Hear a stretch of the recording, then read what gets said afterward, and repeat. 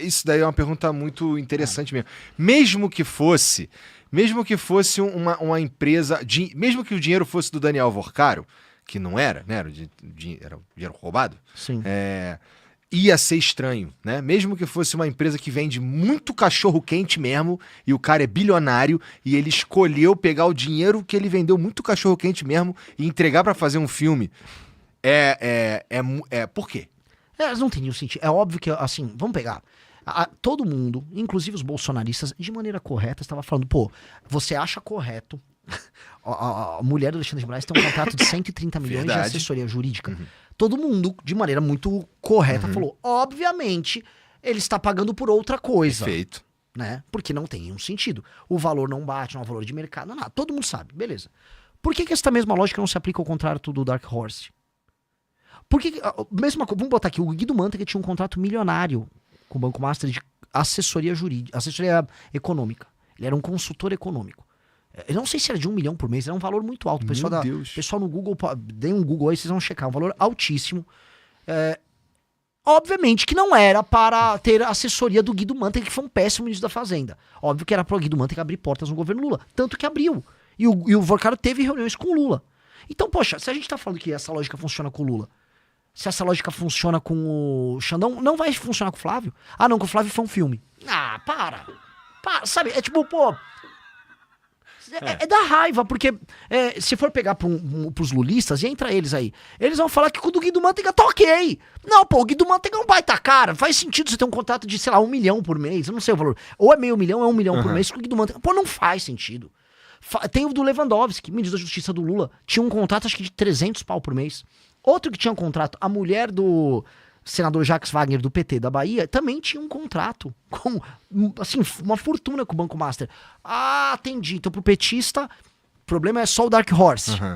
Não, tava o Vorcaro, vamos ser sinceros, ele comprou todo mundo se relacionou, e aí ele tinha um método ali. Ó, o que é? É consultoria? Consultoria pra você.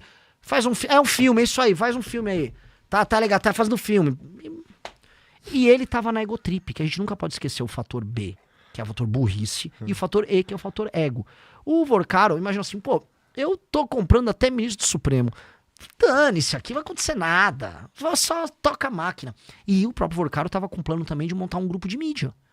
Ele queria montar um grupo de mídia concorrente com outros grupos de mídia, porque na egotrip dele, se ele tem um grupo de mídia, eles têm ministro do Supremo, ele tem todos os partidos na mão, ele não vai ter encheção de saco de ninguém.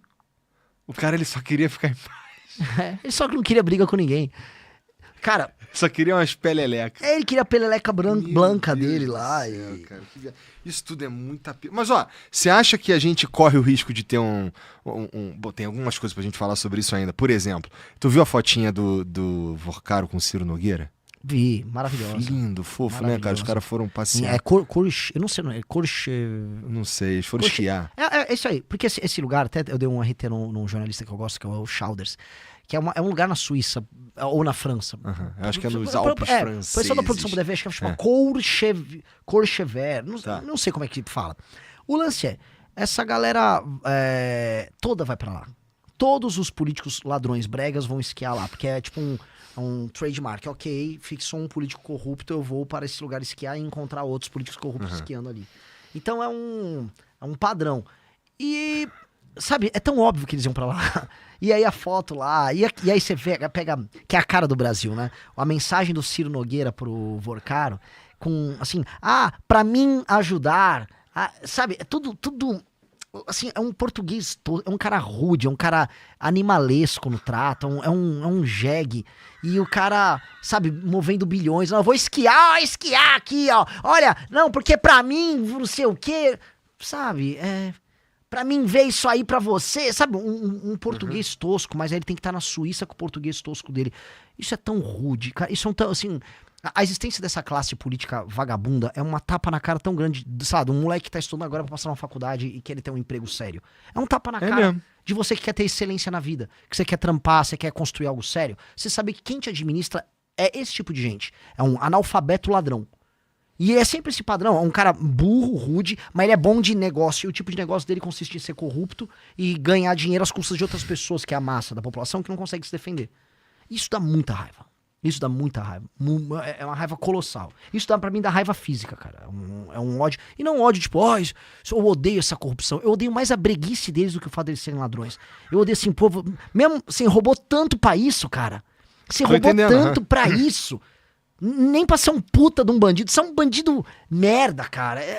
É um ódio, cara. Uma galera muito, muito escrota. E é muito interessante ver. Eu gosto das defesas em geral, sabe?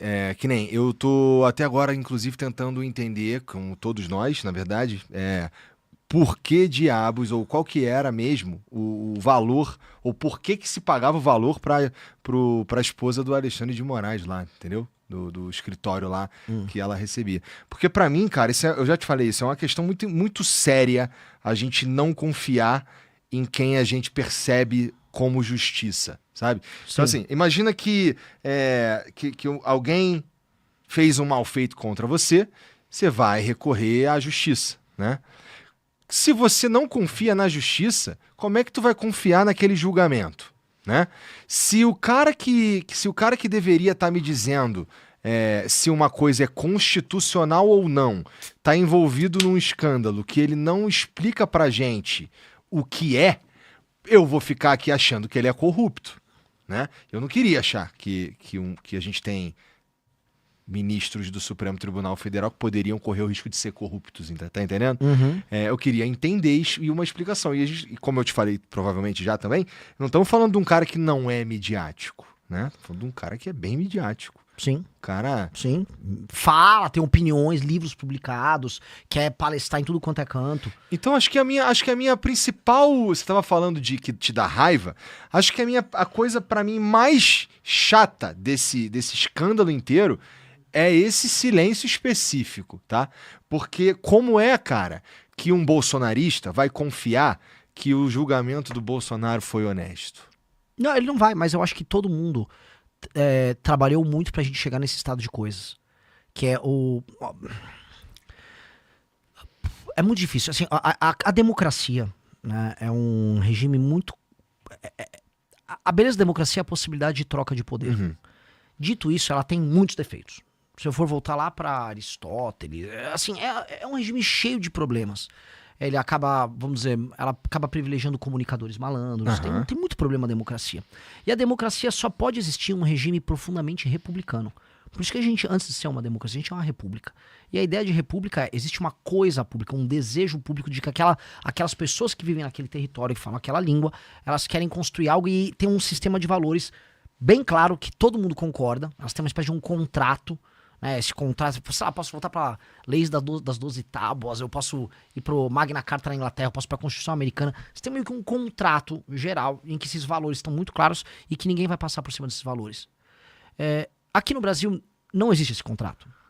Não existe esse contrato. Aqui no Brasil é completamente casuístico. E as pessoas nem fingem mais ter um contrato. Então virou tudo jogo de poder. Porque quando você não tem uma regra una e diz, isto aqui é do interesse público. Por exemplo, é do interesse público que um político corrupto seja preso. Uhum. Quando não existe mais este interesse público, a função de um juiz num país desse passa a ser, é do meu interesse ajudar este cara porque ele é meu amigo. E é do meu interesse ferrar aquele cara porque ele é meu inimigo. E aí você não tem justiça, você tem jogos de poder. E hoje o que nós temos no Brasil é apenas jogos de poder. Então, se você entra nesse cinismo, o correto é você chegar ao poder e fazer jogos de poder e destruir a facção adversária. Por que é importante falar isso? Lá vou eu falar de um assunto que eu amo, que é Roma. Vamos. Em Roma, eles tinham uma república que foi a coisa mais incrível. A maior experiência republicana da Terra foram duas. Foi a experiência romana e depois a experiência americana no começo. A experiência romana, eles começaram com uma monarquia. A monarquia, ela teve alguns problemas, especialmente o último dos monarcas romanos, pelo menos é o que a lenda nos diz, e ela vira uma república. E era uma espécie de um conselho dos membros das grandes famílias que iam pro Senado, e depois tinha uma coisa que é tipo a Câmara dos Deputados dele, que foram os tribunos, os representantes da plebe, que ao longo do tempo foram ganhando espaço. Por esse modelo, mais um modelo político-militar deles, que privilegiava o desempenho militar dos membros das famílias, criava uma competição para ver quem era o melhor general, o melhor administrador público. Isso fez com que Roma virasse uma máquina que começasse a ganhar dos vizinhos e crescer. Até que surgiu uma potência rival, que foi Cartago. Cartago vai enfrentar Roma, e Cartago leva Roma à exaustão, porque Cartago tinha provavelmente o maior general da história humana, que foi o Aníbal. E ele leva a Roma à exaustão. E a República Romana poderia, sei lá, as famílias romanas terem se dividido, terem sido compradas. Cara, Roma, a porrada fortalece. Aquilo era um povo, aquilo era uma república que realmente acreditava em Roma. Eles foram o ápice de uma civilização. Foram tão tenazes que aí eles foram trazendo generais cada vez mais novos. O rapaz que derrotou o Aníbal, que foi o Cipião africano, era um garoto. Quando ele venceu o Aníbal já tinha mais de 30 anos, mas ele começou como um garoto e não é ele. E ele derrotou o Aníbal e Roma venceu Cartago. Ali foi o ápice deles como povo. E depois, o que acontece? Por várias razões, eles viram um império, vêm escravos, eles destroem os romanos proprietários de terras rurais, as pessoas migram pra Roma, Roma incha de gente, aí você tem uma briga por terra, aí você tem os irmãos Tibério e Caio Graco, você começa a ter uma revoltas em Roma, e aquele povo que era um só, ele se divide em duas facções, que era a facção dos populares e a facção da elite, vamos botar aí. E aí você começa a ter guerras entre as facções, e é quando o Roma entra nas famosas guerras civis, Mário e Sula, até chegar às guerras que a gente conhece, famosas, que tem o Júlio César contra o Pompeu, né, aquela história toda que envolvia a Cleópatra.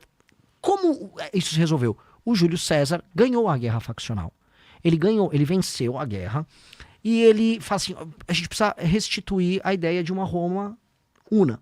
E ele não poderia, nessa lógica, e essa é a ideia por trás disso, ficar permanentemente se vingando. Então, não foi eu estou esquecendo agora, um dos grandes romanos que se opunham ao César, ele tinha cartas e mais cartas, e quando ele foi capturado pelo César, ele se matou, acho que foi o Catão, o segundo Catão. E ele tinha as cartas, o César podia pegar todas aquelas correspondências que ele tinha com outros nobres e tornar público, e não, o César não fez isso com ele.